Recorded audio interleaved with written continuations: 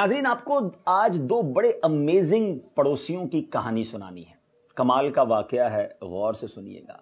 ایک پڑوسی تھے، بہت بڑا نام ہے، مگر ان کے برابر میں ایک غیر مسلم کا گھر تھا، یہودی کا گھر تھا۔ یہ مسلمانوں کے بزرگ ہیں اور برابر میں غیر مسلم کا گھر ہے۔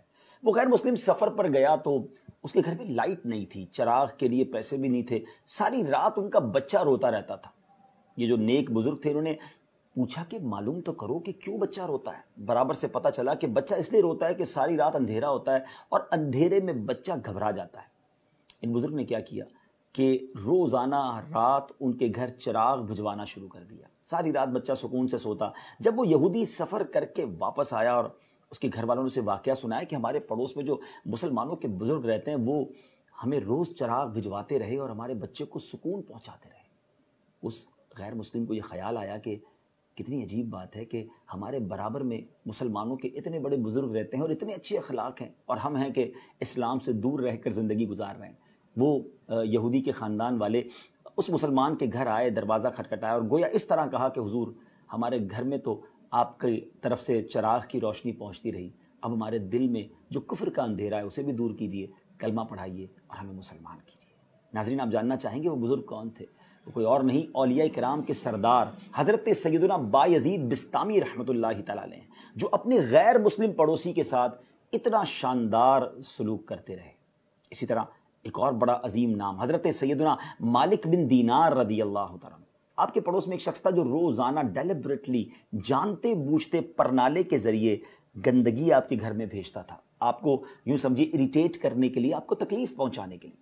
آپ کوئی جواب نہ دیتے تھے۔ کچھ دنوں کے بعد اس پڑوسی سے رہا نہیں گیا کہ یہ کمال کی بات ہے، میں روز گندگی بھیجتا ہوں، کوئی جھگڑا نہیں، کوئی ریٹیلیٹ نہیں، معاملہ کیا ہے؟ دروازہ کھٹکھٹایا، حضرت مالک بن دینار رحمۃ اللہ تعالی علیہ نے دروازہ کھولا تو وہ کہتا ہے حضور، میں روز آپ کے گھر میں گندگی بھیجتا ہوں، آپ کو تکلیف نہیں ہوتی؟ تو آپ نے فرمایا تکلیف تو بہت ہوتی ہے، تو پھر کیا کرتے ہیں آپ؟ کہا میں پانی ڈالتا ہوں، گندگی تمہاری طرف سے جو آتی ہے اسے دھو دیتا ہوں۔ غصہ نہیں آتا؟ سوال کیا اس نے۔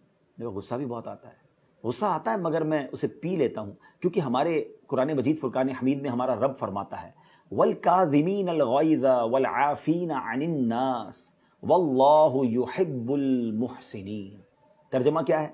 اور غصہ پینے والے اور لوگوں سے درگزر کرنے والے اور نیک لوگ اللہ کے محبوب ہیں۔ اب اس غیر مسلم نے کیا کیا؟ اس نے گویا اس طرح عرض کی کہ حضور، گھر کی گندگی جو میں نے آپ کے گھر میں بھیجی وہ تو آپ نے پانی ڈال کر دھو دی، اسے بعد میں دھوئیے گا، پہلے میرے جو سینے میں کفر کی گندگی ہے اسے دھوئیے۔ کلمہ پڑھ کر مسلمان ہو گیا۔ ناظرین، یہ دونوں واقعات ہمارے لیے کیا میسج لیے ہوئے ہیں کہ پڑوسی کے کتنے حقوق ہیں، اور ہمارے بزرگان دین وہ ہیں کہ جو غیر مسلم پڑوسیوں کے ساتھ، تکلیف پہنچانے والے پڑوسیوں کے ساتھ بھی ایسا رویہ رکھتے تھے کہ وہ کلمہ پڑھ کر مسلمان ہو جاتے۔ مگر کیا ہمارا مسلمان پڑوسی ہم سے مطمئن ہے؟ یاد رکھیے، روایتوں میں مضمون ملتا ہے کہ تم میں بہترین وہ ہے جس کا پڑوسی اس سے راضی ہو۔ کیا ہم ایسے ہیں کہ ہمارا پڑوسی ہم سے خوش ہو، پڑوسی ہمارے بارے میں اچھے الفاظ ادا کرے؟ میں آپ کو ایک حدیث پاک آخر میں سناتا ہوں۔ نبی پاک علیہ الصلوۃ والسلام نے ارشاد فرمایا، اللہ عز و جل کی قسم وہ مومن نہیں ہوتا، اللہ کی قسم مومن نہیں ہوتا، اللہ کی قسم مومن نہیں ہوتا۔ 3 بار قسم فرمائی۔ عرض کی گئی کون یا رسول اللہ صلی اللہ تعالیٰ علیہ وسلم؟ تو فرمایا وہ جس کا پڑوسی اس کی شرارتوں سے امن میں نہ ہو۔ اللہ اکبر! ذرا غور کیجئے ناظرین، یہ ہے پڑوس کے حقوق۔ اللہ کرے کہ ہم اپنے پڑوسیوں کے حقوق صحیح طریقے سے ادا کرنے میں کامیاب ہوں۔ نبی پاک علیہ الصلوۃ والسلام ایک بار صحابہ کرام کے ساتھ بیٹھے تھے، صحابہ کرام کو پڑوسیوں کے حقوق بیان کرنا شروع کیے۔ صحابہ کہتے ہیں اتنے حقوق بیان کیے کہ ہمیں یہ خیال ہونے لگا کہ نبی پاک شاید وراثت میں بھی پڑوسی کے حق بیان کر دیں گے۔ اب ہمیں یہ غور کرنا ہے، ہمارے پڑوسی ہم سے راضی ہیں، یہ تکلیف میں ہیں؟ اگر وہ تکلیف میں ہے تو ان کو راضی کر لیجئے، کیونکہ پڑوسی راضی تو انشاءاللہ رب بھی راضی۔